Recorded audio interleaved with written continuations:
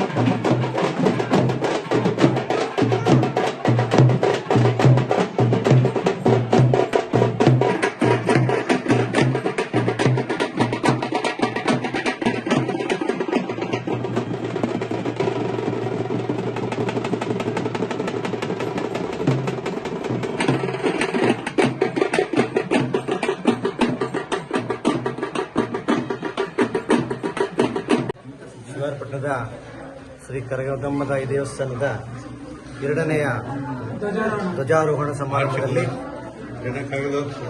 ಕರಗದ ಮಹೋತ್ಸವದ ಧ್ವಜಾರೋಹಣ ಸಮಾರಂಭದಲ್ಲಿ ಶ್ರೀ ಅಮ್ಮನವರ ಪಾದಾರವಿಂದಗಳಿಗೆ ನಮಸ್ಕೃತ ವನ್ನಿ ಕುಲ ಕ್ಷತ್ರಿಯ ಅಗ್ನಿ ವಂಶಸ್ಥರಾಗಿರ್ತಕ್ಕಂಥ ಪ್ರತಿಯೊಬ್ಬರಿಗೂ ಕೂಡ ಈ ಭಗವಂತ ಆಯುರ ಆರೋಗ್ಯ ಐಶ್ವರ್ಯಾದಿ ಕೊಟ್ಟು ಮುಂದಿನ ದಿನಗಳಲ್ಲಿ ವಿಶೇಷವಾಗಿ ಈ ನಮ್ಮ ದ್ರೌಪದಿ ಕರಗದಮ್ಮನವರ ವಾರ್ಷಿಕೋತ್ಸವ ಮತ್ತು ಕರಗದಮ್ಮನವರ ಒಂದು ಜಾತ್ರಾ ಮಹೋತ್ಸವ ಇನ್ನೂ ಹೆಚ್ಚಿನ ವಿಜೃಂಭಣೆಯಿಂದ ವನ್ನಿಕುಲ ಅಗ್ನಿ ಕ್ಷತ್ರಿಯ ವನ್ನಿಕುಲ ಮತಸ್ಥರು ಎಲ್ಲ ನಮ್ಮ ಶಿವಾರಪಟ್ಟಣ ಗ್ರಾಮದಲ್ಲಿ ಮತ್ತು ಆಜುಬಾಜು ಗ್ರಾಮಸ್ಥರಲ್ಲಿರ್ತಕ್ಕಂಥವರೆಲ್ಲರೂ ಒಟ್ಟಿಗೆ ಸೇರಿ ಈ ಒಂದು ಹಬ್ಬದ ವಾತಾವರಣವನ್ನು ನಿರ್ಮಾಣ ಮಾಡಿದ್ದಾರೆ. ಅದರಲ್ಲಿ ಈ ಕರಗ ಮಹೋತ್ಸವವನ್ನು ವಿಶೇಷವಾಗಿ ನಮ್ಮ ಕೋಲಾರ ಜಿಲ್ಲೆಯ ಅಂತರಗಂಗೆಯ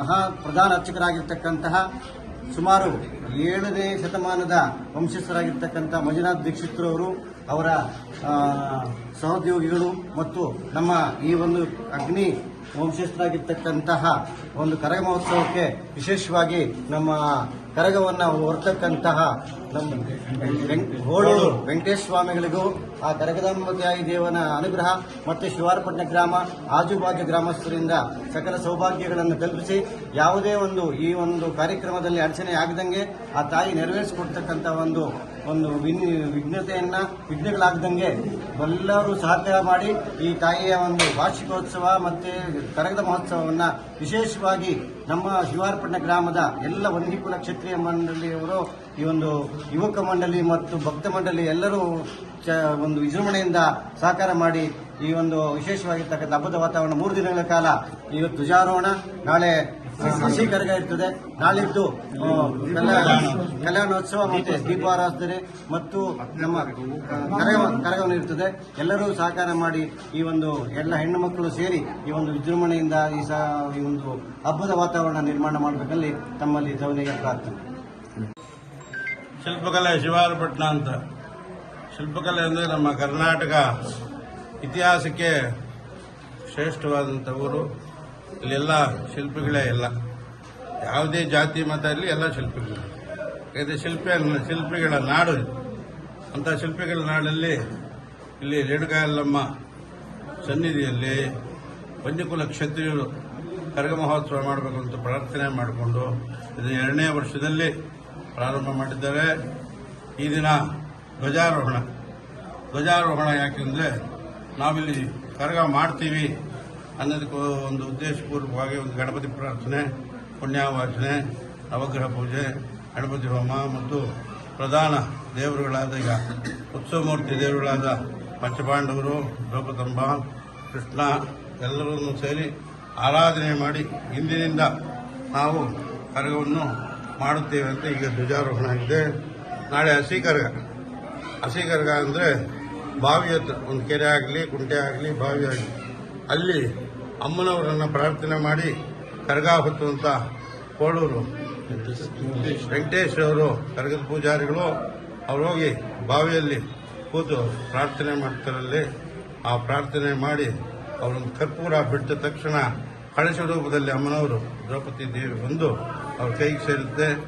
ಅದನ್ನು ಹೂವಿನದಿಂದ ಅಲಂಕಾರವನ್ನು ಮಾಡಿ ಹಸಿ ಕರಗ ಅಂತ ಹೆಸರು.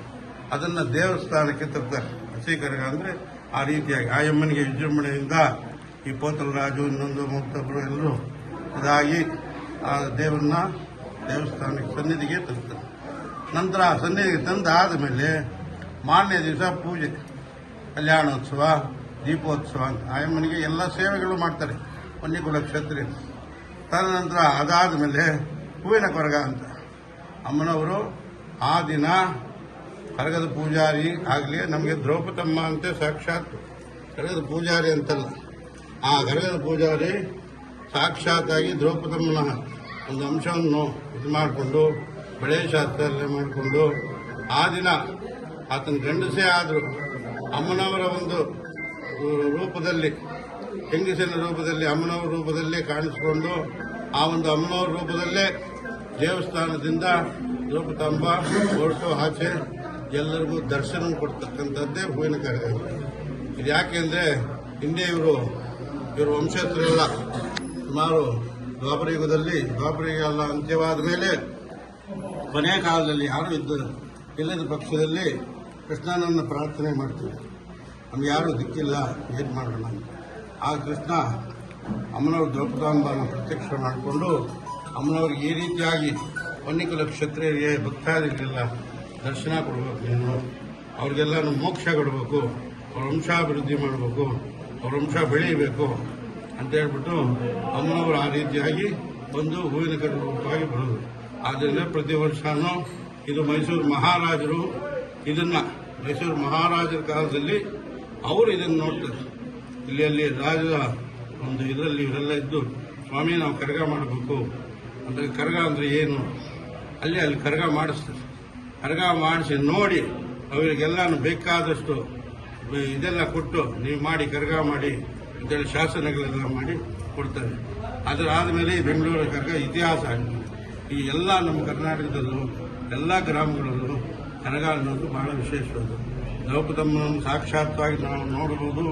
ಆದಿಪರಾಶಕ್ತಿ, ಶಕ್ತಿ ಸ್ವರೂಪಿಣಿ ನೋಡ್ತಕ್ಕಂಥದ್ದು ಇದೊಂದು ಚೈತ್ರ, ವೈಶಾಖ, ಜ್ಯೇಷ್ಠ ಮಾಸಗಳಲ್ಲಿ ಮಾತ್ರ ಮತ್ತೆಲ್ಲೂ ಕಾಣಿಸ್ತದೆ. ಆದ್ದರಿಂದ ಅವ್ರಿಗೂ ಕುಟುಂಬಸ್ಥರಿಗೂ ಮತ್ತು ನಮ್ಮ ಶಿಲ್ಪೆ ನಾಡು ಶಿವಾರಪಟ್ಟಣ ಅವು ವಂದಿಕುಲಸ್ಥರೇ ಅಲ್ಲ, ಶಿಲ್ಪಿಗಳು ಅಷ್ಟೇ. ಅವರಿಂದ ಇವರಿಂದ ಅವರು ಎಲ್ಲರಿಗೂ ಅಷ್ಟೈಶ್ವರ್ಯ ಭೋಗವಾಗಿ ಕೊಡಿ ಅಂತ ನಾನು